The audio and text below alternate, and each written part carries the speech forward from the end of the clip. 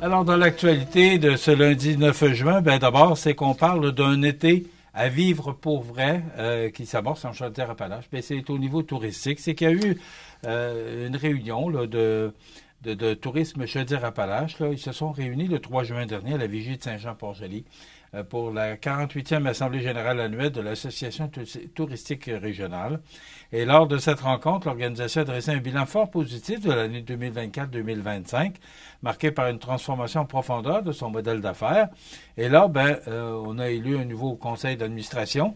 Et avec l'arrivée de l'été, ben là, on offre des promotions pour que les gens viennent nous visiter. C'est surprenant de voir à quel point le tourisme, et là en plus, vous regarderez la caricature dans le Journal de Québec ce matin, là, de Y, là, qui dit que tu vois les lignes américaines et les gens disent on va passer notre tour, puis les gens vont rester au Canada ou au Québec. Donc, des fois, on dit toujours le malheur d'un fait le bonheur de l'autre. Là, ben, je pense que c'est positif. Les gens vont peut-être rester plus au Québec ou au Canada pour visiter notre belle région. Donc, c'est 569 millions de dollars en dépenses touristiques et ça génère plus de 15 000 emplois. C'est 15 400, là, les chiffres qu'on nous a donnés, direct et indirect. Ça commence à être du monde.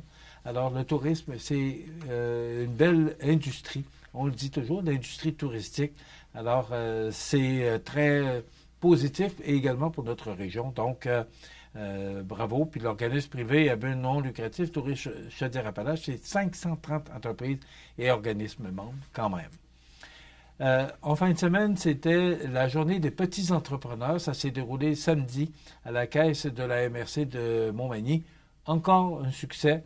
Bravo à Pascal Paradis et à toute son équipe pour avoir recueilli ces jeunes entrepreneurs. Et je ne vais pas trop m'avancer, mais il me semble qu'au Québec, là, c'est un succès partout au Québec, parce que ça se fait à Montmagny, mais ça se fait partout au Québec. Ces petits entrepreneurs-là qui vont s'installer le temps d'une journée là, avec leur trouvaille ou leur créativité qu'ils offrent au public qui se rendent à la caisse. Alors, quelle belle idée, quelle bonne idée. Bravo Pascal et bravo à toute votre équipe là, pour cet autre succès. Et la Fédération des chambres de commerce et la Chambre de commerce de l'industrie de Montmagny qui tire la sonnette d'alarme par rapport à la volonté du gouvernement de réduire les seuils d'immigration permanente et temporaire, comme le prévoit le cahier de consultation dévoilé récemment. Donc, dans un contexte où le manque de main-d'œuvre est criant, ces décisions seraient, selon elle, un recul majeur pour l'économie du Québec et des régions. Donc, on parle peut-être même parce que des entreprises pourraient être obligées même à aller jusqu'à couper un quart de travail si on perdait ces travailleurs-là. Donc, c'est à suivre. Et enfin, selon le syndicat des métallos, une avancée importante pourrait bientôt mettre fin au conflit de travail qui secoue la Société des traversiers du Québec. On parle, bien sûr, des quelques 150 travailleurs concernés, membres de la section locale 95-89 du syndicat des métallos, mais si on parle des autres groupes de travailleurs, on parle des employés non brevetés des traverses de l'île aux Coudes, de Sorel et de l'île aux Grues, ils détiennent toujours un mandat de grève et il est toujours en vigueur.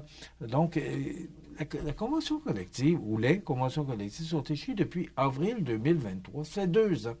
Et là, quand on va signer, exemple pour 5 ans, il va y avoir déjà 2 ans de fête, il va rester 3 ans.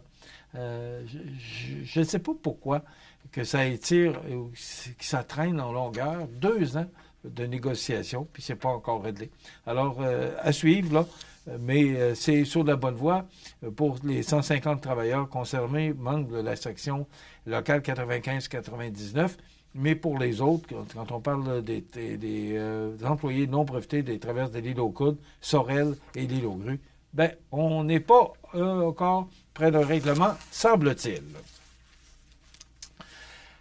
Dans l'actualité, là, il me reste que 2 minutes. On parle que Québec solidaire veut hausser le salaire minimum de 25 à partir de 16,10 à 20 $. Et même Ruba Gazal qui estime augmenter le salaire de 25 du salaire minimum, qui est présentement de 16,10 à 20 $. Aussi, Québec solidaire souhaite aussi obliger les employeurs à donner 4 semaines de vacances à leurs employés. Alors, je vous laisse juger par vous-même ce que Québec solidaire voudrait souhaiter, mais ça va faire augmenter les prix partout. En tout cas, c'est Québec solidaire qui veulent, comme parti, ils ont le droit de le proposer. On verra bien ce que ça va donner. On dit que, selon l'agence QMI, en passant, c'est Doualé Ibrahim là, qui nous annonce ou qui nous apprend que Québec solidaire veut hausser le salaire minimum. C'est dans le Journal de Québec de ce matin. Et le corridor du troisième lien, c'est l'agence QMI qui nous informe que le gouvernement provincial de François Legault présenterait le corridor choisi pour son projet de troisième lien à Québec ce jeudi. Selon les informations de l'agence, 5 tracés étaient à l'étude afin de déterminer où passerait le tracé. Ce que Mme Geneviève Guilbeault a dit en entrevue à Cube Radio la semaine dernière, qui est ministre des Transports, elle a indiqué que le projet était à la croisée des chemins. Si nous, on ne le fait pas et on a l'intention de le faire, je doute qu'un jour quelqu'un le réalise, a-t-elle mentionné. Fait que, on n'a pas fini d'en parler. On va en entendre parler, mais il semblerait que jeudi, selon l'agence QMI, on annoncerait le tracé, mais ça, c'est juste le tracé.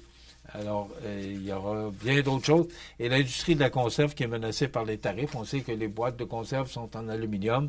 Alors avec le taux de 25 à 50 des tarifs douaniers, ça n'aide pas nos producteurs. Demain, chronique Bouffard Sport, les trouvailles d'Audrey et Harold Bouffard, des marchands de bonheur. C'est ce qu'on vous propose comme menu demain. Bonne journée.